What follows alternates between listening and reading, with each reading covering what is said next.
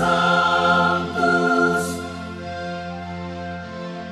Sanctus, Sanctus Dominus Deus Sabaoth. Bapak, Ibu, dan saudara-saudariku yang terkasih dalam Tuhan kita Yesus Kristus, salam sejahtera untuk kita semua. Berkat Allah yang Maha Kuasa senantiasa menyertai kita. Marilah kita mendengarkan dan merenungkan bacaan-bacaan kitab suci hari Senin tanggal 16 Januari tahun 2023. Bacaan pertama dari surat kepada orang Ibrani bab 5 ayat 1 sampai 10. Sebab setiap imam besar yang dipilih dari antara manusia ditetapkan bagi manusia dalam hubungan mereka dengan Allah, supaya ia mempersembahkan persembahan dan korban karena dosa. Ia harus dapat mengerti orang-orang yang jahil dan orang-orang yang sesat, karena ia sendiri penuh dengan kelemahan yang mengharuskannya untuk mempersembahkan korban karena dosa, bukan saja bagi umat, tetapi juga bagi dirinya sendiri.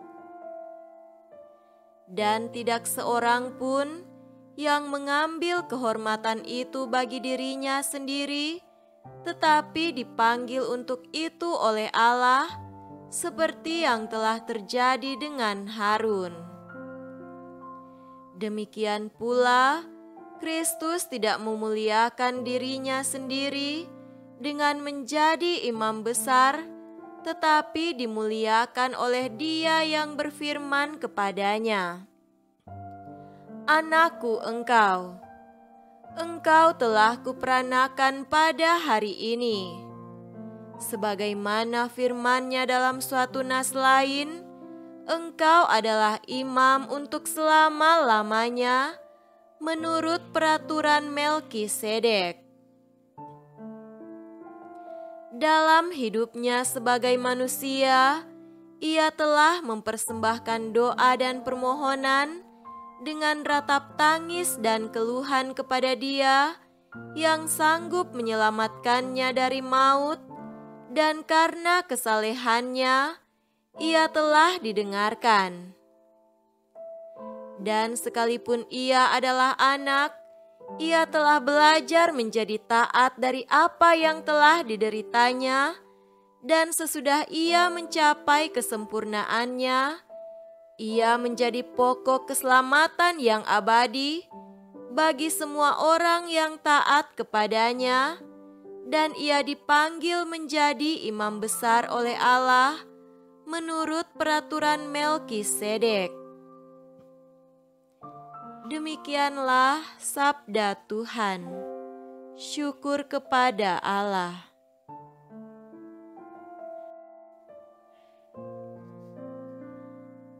Semoga Tuhan beserta kita sekarang dan selama-lamanya. Inilah Injil suci menurut Markus. Dimuliakanlah Tuhan. Injil Markus bab 2 ayat 18 sampai 22. Pada suatu kali, ketika murid-murid Yohanes dan orang-orang Farisi sedang berpuasa, datanglah orang-orang yang mengatakan kepada Yesus, "Mengapa murid-murid Yohanes dan murid-murid orang Farisi berpuasa, tetapi murid-muridmu tidak?" Jawab Yesus kepada mereka, "Dapatkah sahabat-sahabat mempelai laki-laki berpuasa, sedang mempelai itu bersama mereka. Selama mempelai itu bersama mereka, mereka tidak dapat berpuasa. Tetapi waktunya akan datang, mempelai itu diambil dari mereka, dan pada waktu itulah mereka akan berpuasa. Tidak seorang pun menambalkan secari kain yang belum susut pada baju yang tua, karena jika demikian, kain penambal itu akan mencabiknya, yang baru mencabik yang tua, lalu makin besarlah koyaknya. Demikian juga, tidak seorang pun mengisikan anggur yang baru ke dalam kantong kulit yang tua, karena jika demikian, anggur itu akan mengoyakkan kantong itu, sehingga anggur itu dan kantongnya dua-duanya terbuang. Tetapi anggur yang baru hendaknya disimpan dalam kantong yang baru pula. Demikianlah sabda Tuhan. Terpujilah Kristus.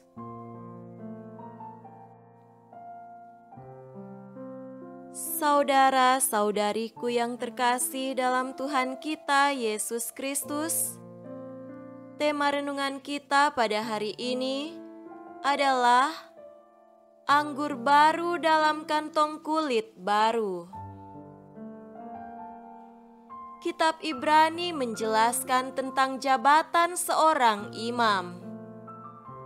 Jabatan itu dipilih oleh Allah di antara manusia dalam hubungannya dengan Allah untuk mempersembahkan persembahan dan korban karena dosa. Tidak seorang pun mengambil kehormatan itu bagi dirinya sendiri, tetapi dipanggil untuk itu oleh Allah, seperti yang telah terjadi dengan Harun. Seorang imam adalah seorang pengantara, bukan seorang penguasa. Ia menunjuk kepada Allah, bukan kepada dirinya sendiri.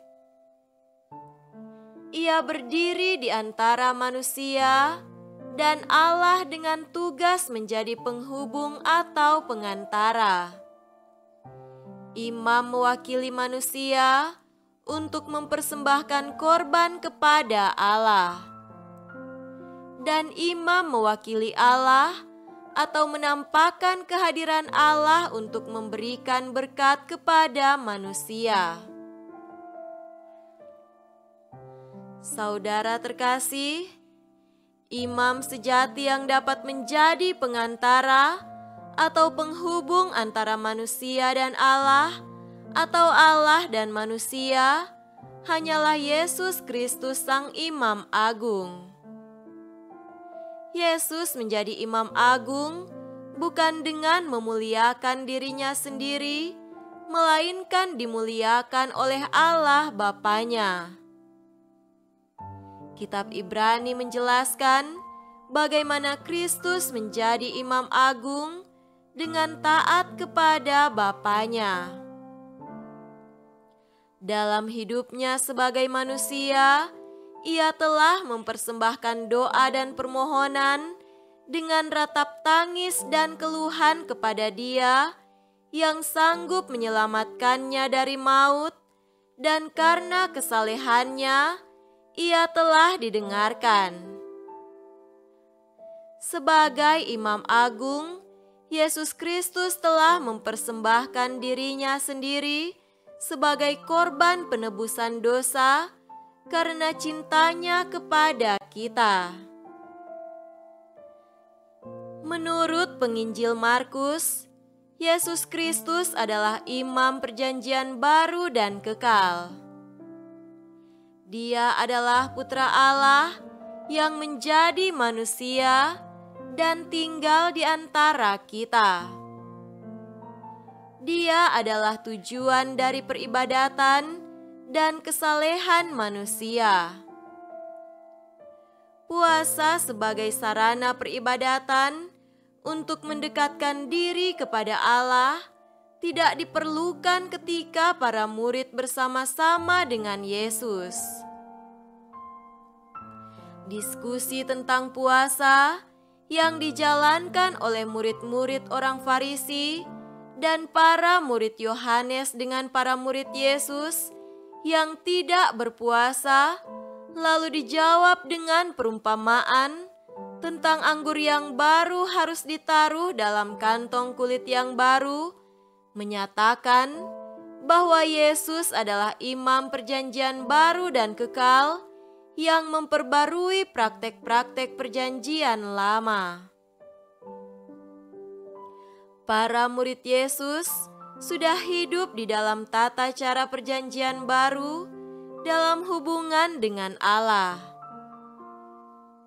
Tata cara hidup yang baru sebagai murid-murid Yesus itu bagaikan anggur yang baru, dan kantong kulit yang baru itu kiranya adalah gereja yang mewadahi tata cara dan kebiasaan baru sesuai dengan semangat cinta kasih Kristus dan sesuai dengan iman Kristiani kepada Kristus itu sendiri. Semoga demikian. Amin.